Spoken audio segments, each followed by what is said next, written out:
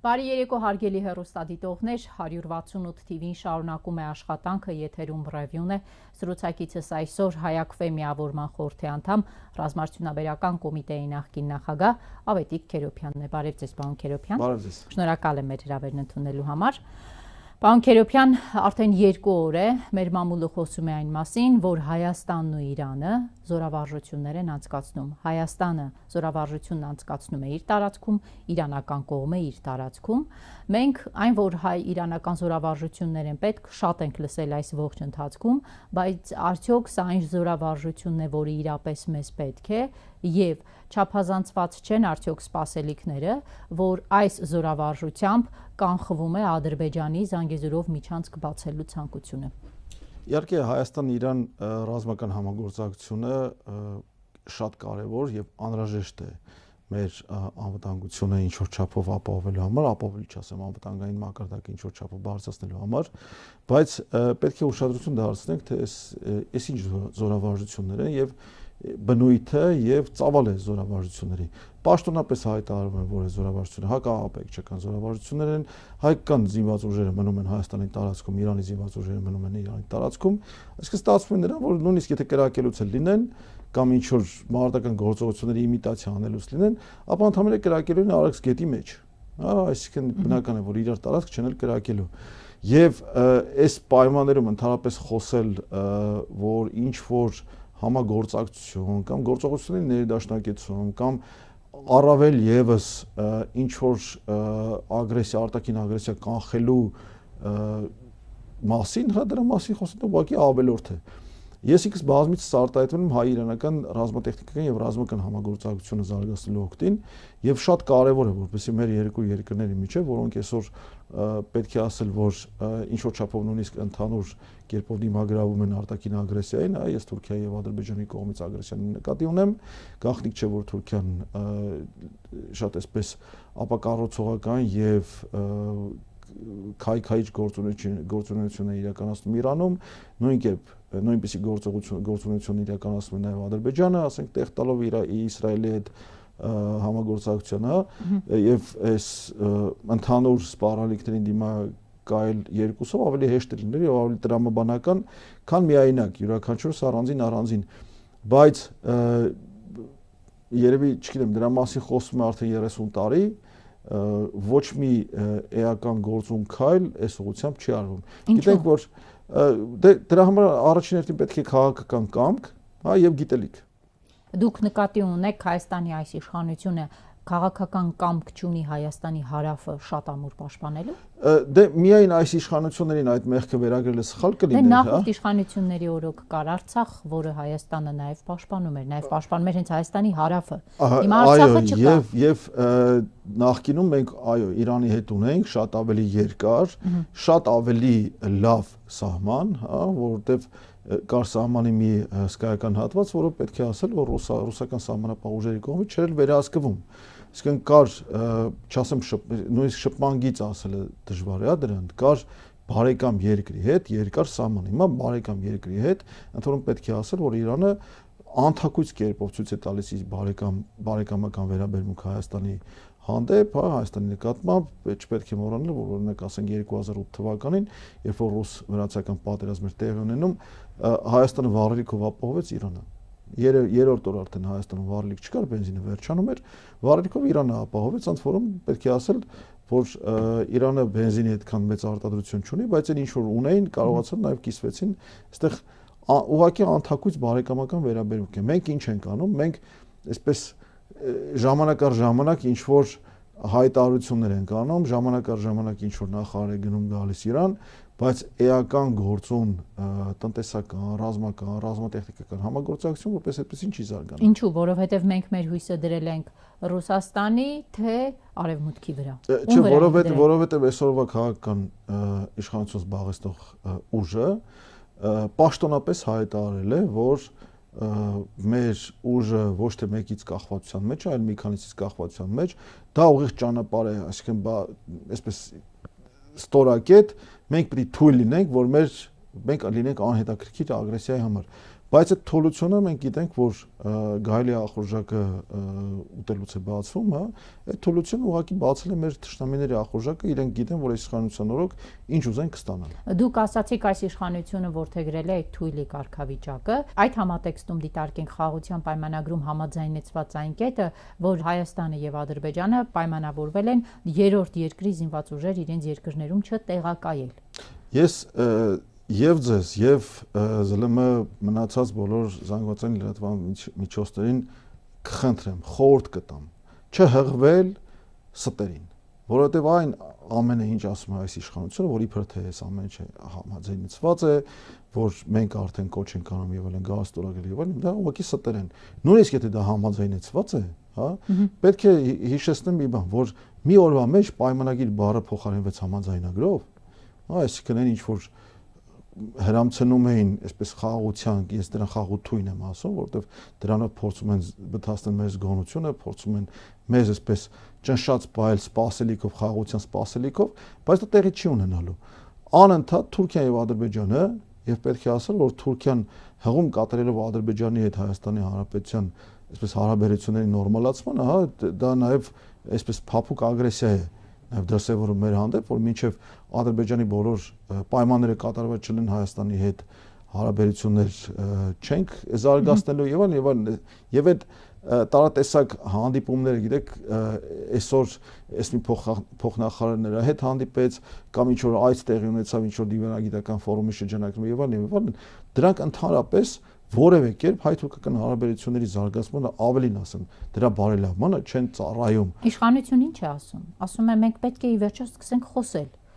Թշնամական երկրներ են, այո, բայց պետք է սկսենք խոսել։ Փաստորեն մենք խոսում ենք, դարձյալ մեզ քննադատում են։ Հիմա Ռուբինյանը, Քլոչը Անտալիայում են մասնակցում են դիվանագիտական ֆորումին։ Իհարկե Թուրք Պաշտոնյան ասաց, որ քանի դեռ Հայաստանի սահմանադրությունը չեն փոխել,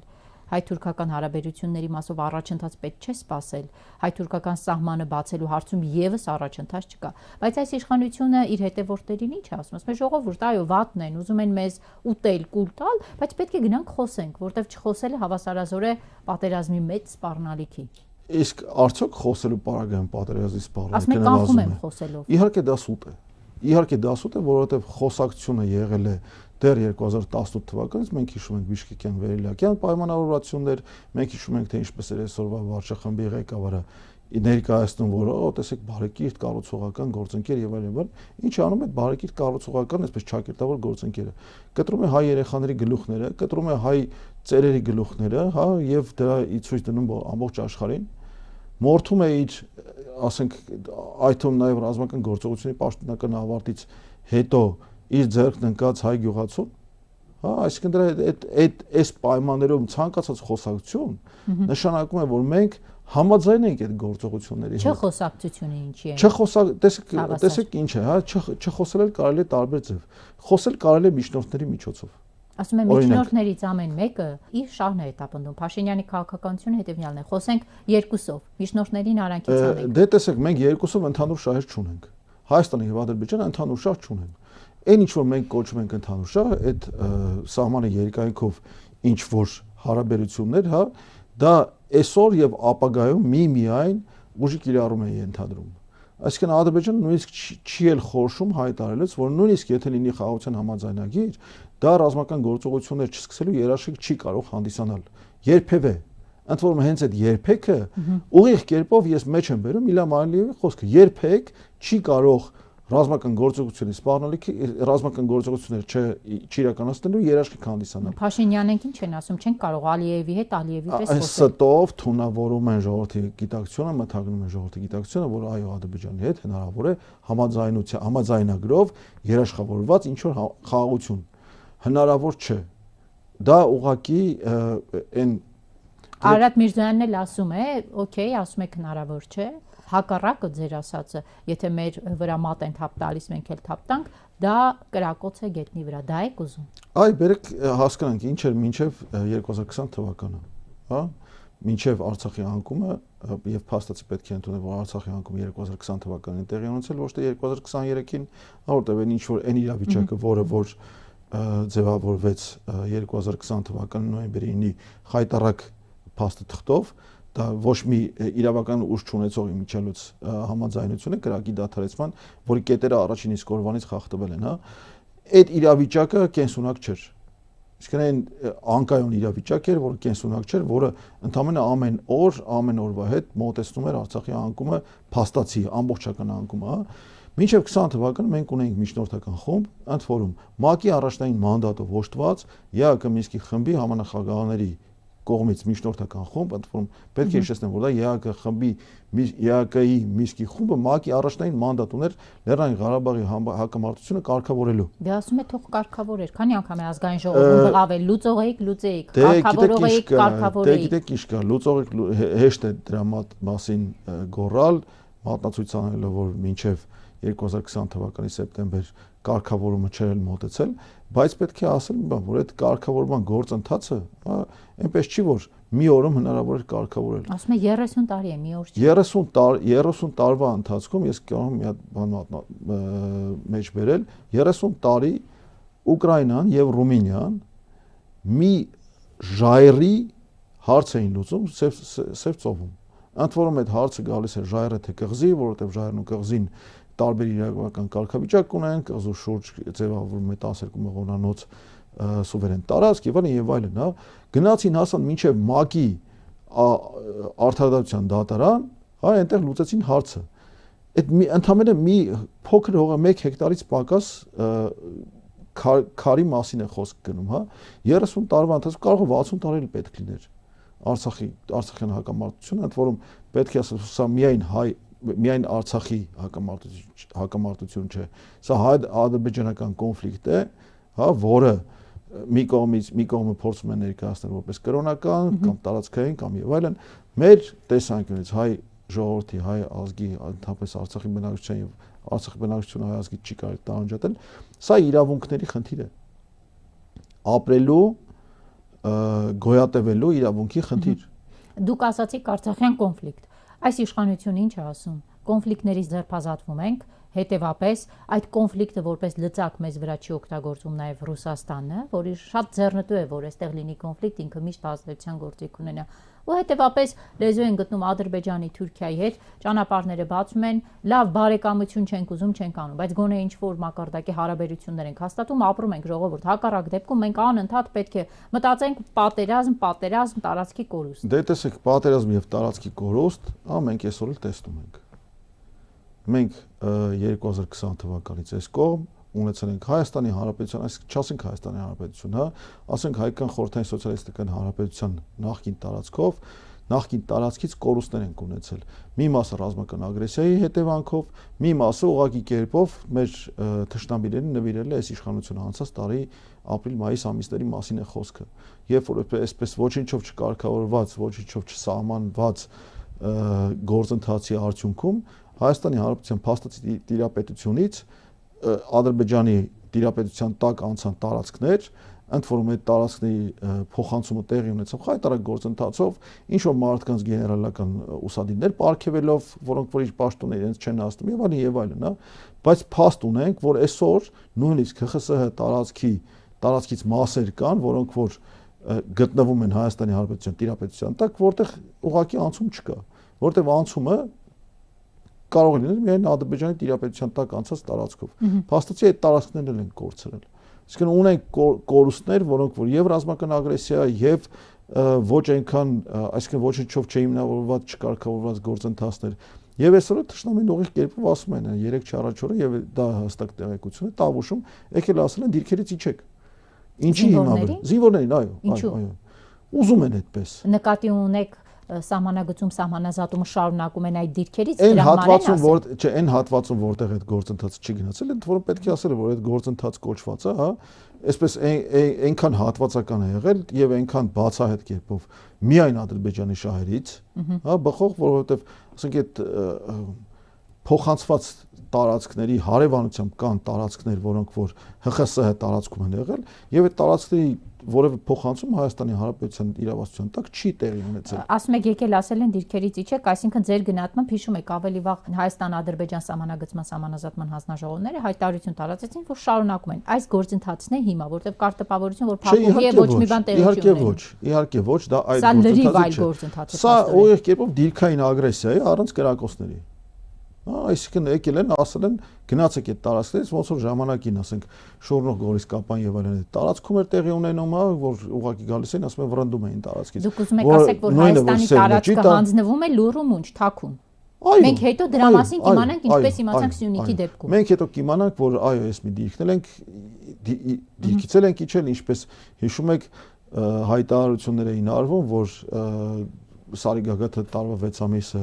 բանի մեջ է, ում է պետք է այդպեսի Սարը մեզ բայլ կամ այդ Սևլիճի 30%-ը ինչա, որ մենք դրա համար կռիվ անենք։ Բայց ինչի համար պետք է կռիվ անենք։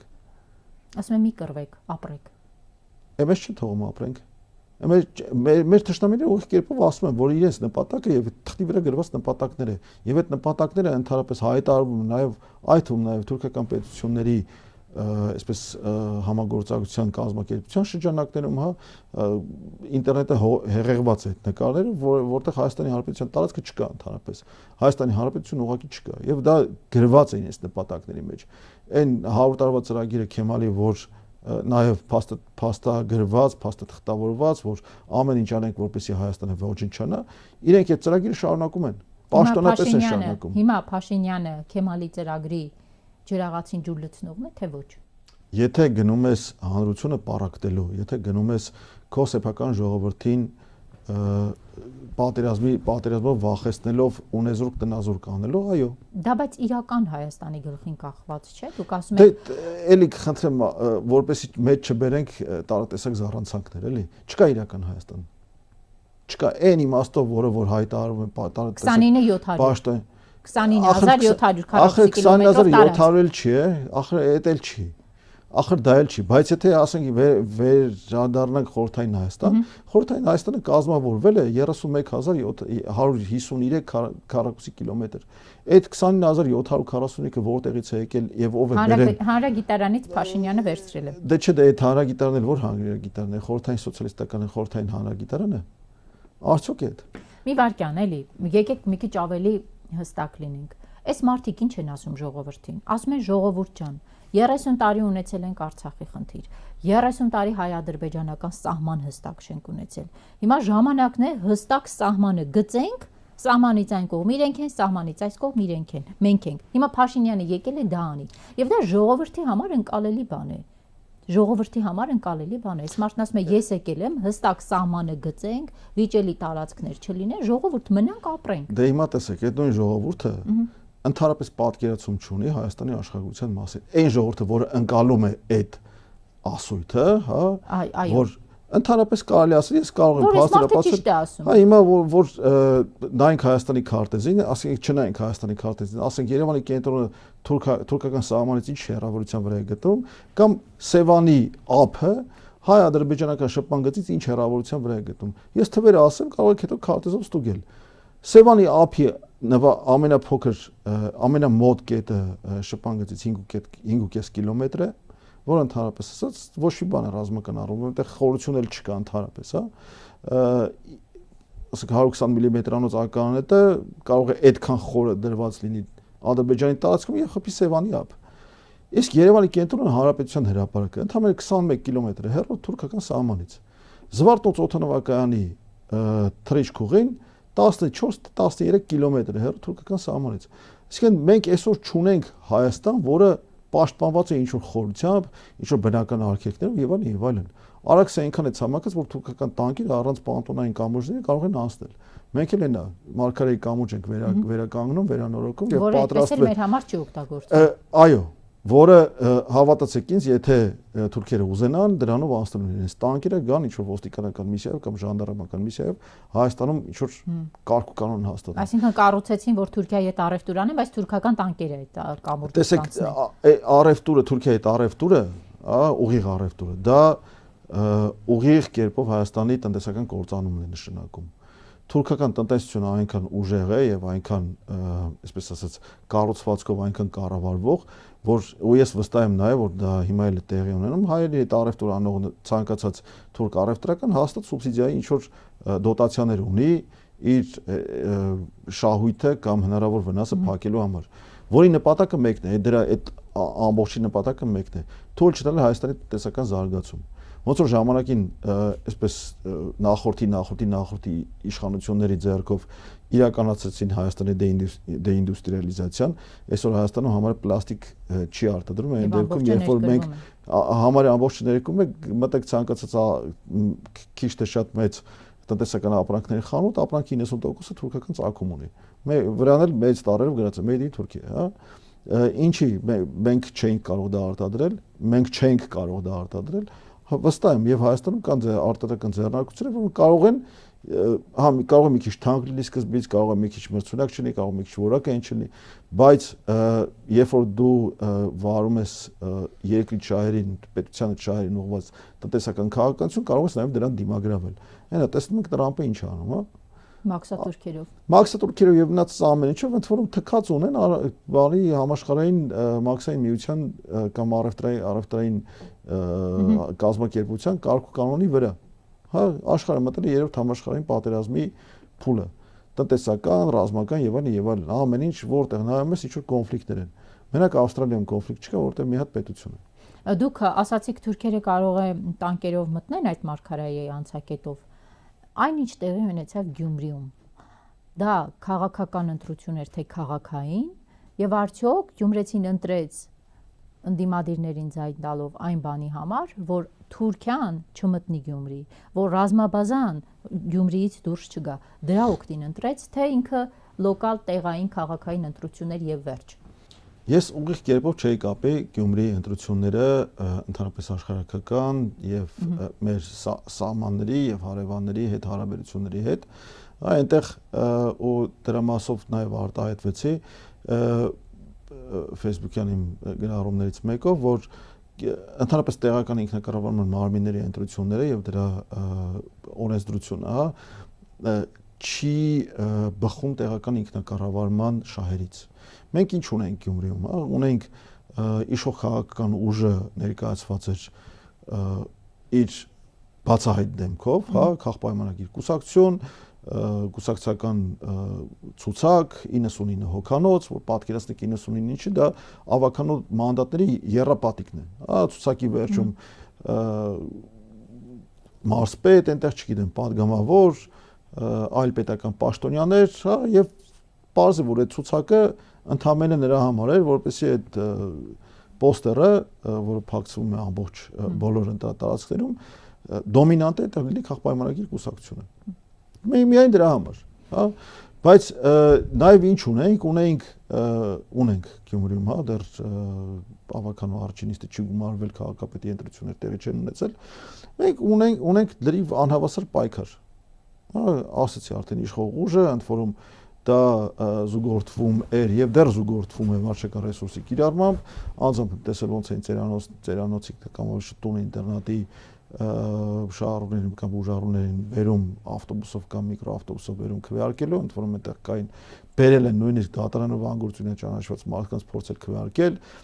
անձամբ եմ տեսել ոնց նույնիսկ Գյումրիում չգրանցված զինծառայողը, քանի որ այդ օրը բոլոր գյումրեցիներին արձակուրդ էին տվել հենց իրենց վկայությամբ, հա, արձակուրդ են տվել, որպեսզի գան քվեարկեն,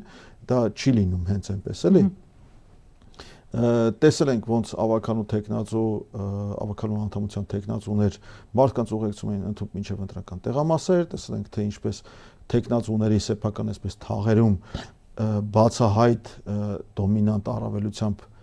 քվեարկվել են հենց այդ տեխնացուները եւ այլն։ Մենք չունեցանք Գյումրիում տեղական ինքնակառավարման մարմնի ընտրություն։ Բայց միևնույն ժամանակ ունենք բողոքարկումներ։ Այո, իշխանության կողմից դուք նշում եք վարչական ռեսուրսի կիրառման մի շարք օրինակներ, բայց նաև չունենք բողոքարկում։ Չունենք, որովհետև դիտորդական առաքելությունները, զանգվածային լրատվամիջոցները իրենց գործը լավ արեցին։ Ամեն ինչ մանրադիտակի տակ էր, ամեն ինչ խոշորացուցի տակ էր եւ նույնիսկ ասում նույնիսկ այդ դեպքերը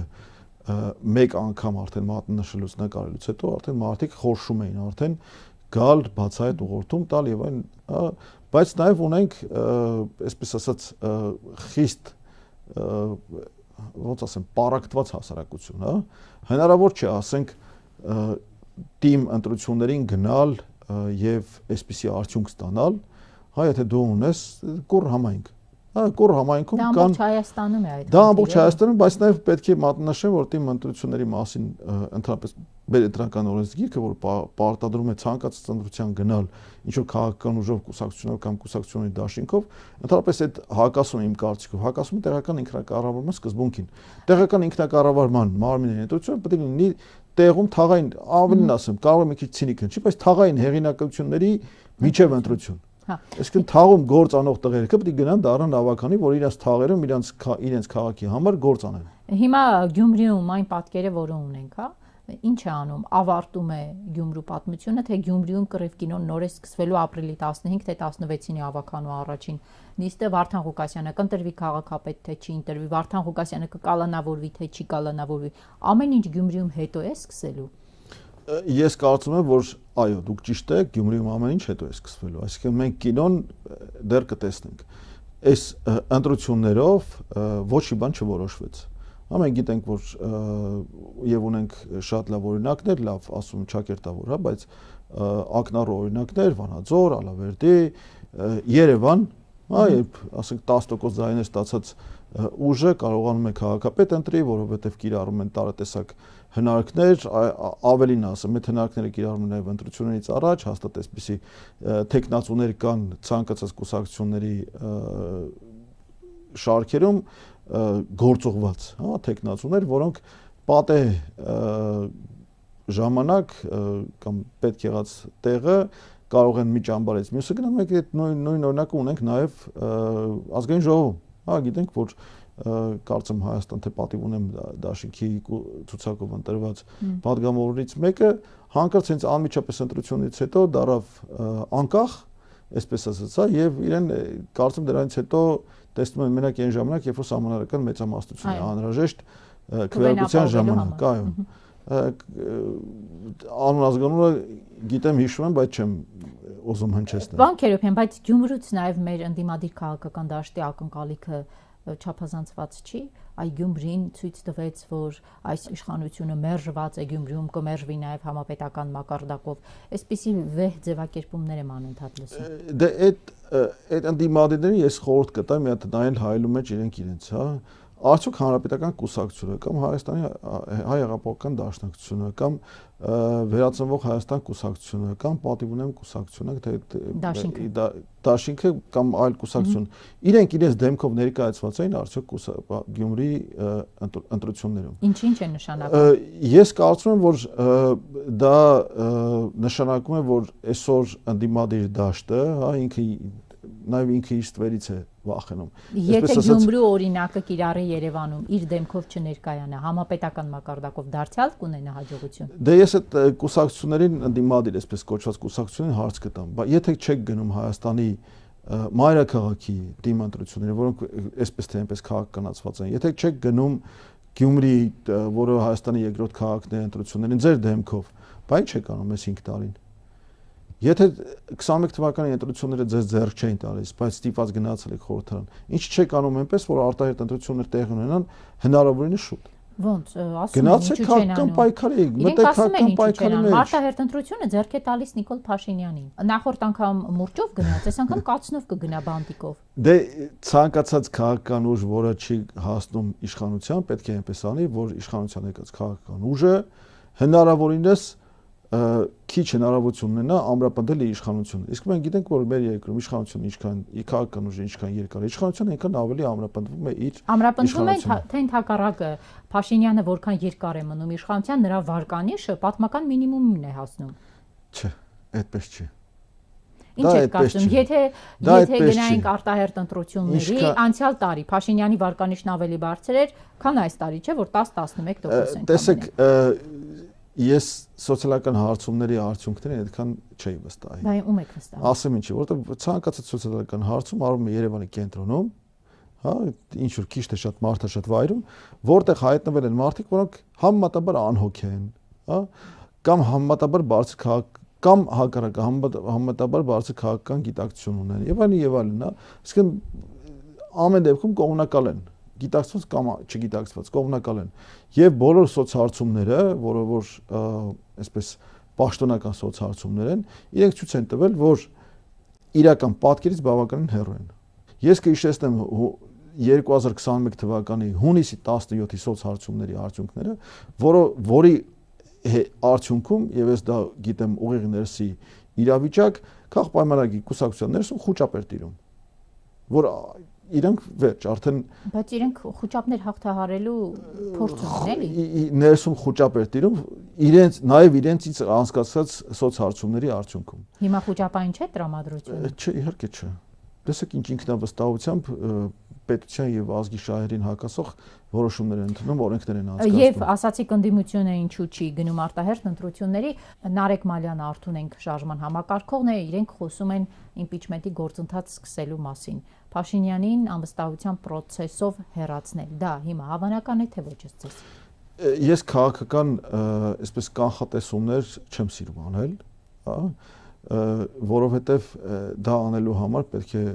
տիրապետել ամբողջական տեղեկատվության, ընդ որում ամբողջական ոչ թե այսպես բաց դաշտի ամբողջական տեղեկատվության, ես քաղաքական վերլուծաբան չեմ, բայց նաև պետք է տիրապետել ներսում տեղի ունեցող process-ներին, ներսում տեղի ունեցող տրամադրություններին։